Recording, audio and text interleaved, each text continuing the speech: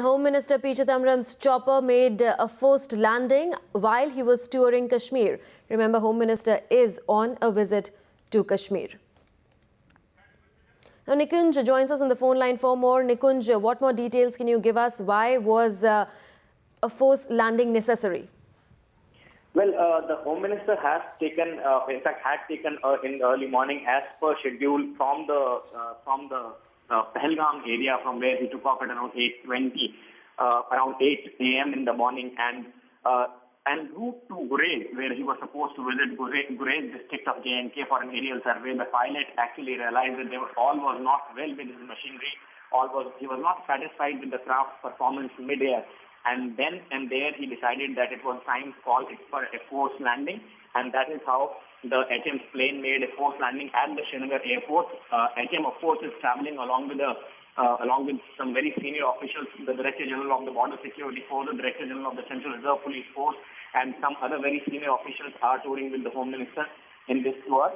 And after the pilot made a forced landing, they have now taken off in a different aircraft of Indian Air Force once again, Mi-17, from the Srinagar airport itself. So it was a case of forced landing when the pilot mid-air realized that he was not comfortable with his machinery, and that's why he had to bring the craft from Tangmar, Pahalgam area to the Srinagar airport midway to ensure that there is no untoward incident that happens with the VVIPs on board. Right, Nikunj, how many other passengers were on board with P. Chidambaram?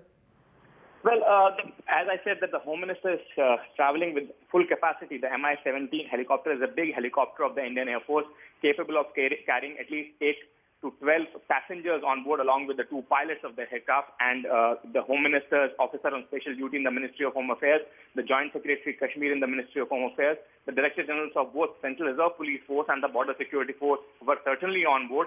There were certain officials like the DC and DC of Gurez area, and the senior police officials from the Jammu and Kashmir, like the Director General of Police of J&K Police, were also traveling with the Home Minister. So a strong contingent of senior officials and the Union Home Minister himself were in the plane at the time when the pilot decided to make a forced landing, taking a detour from the route from Pahalgam to Gurez.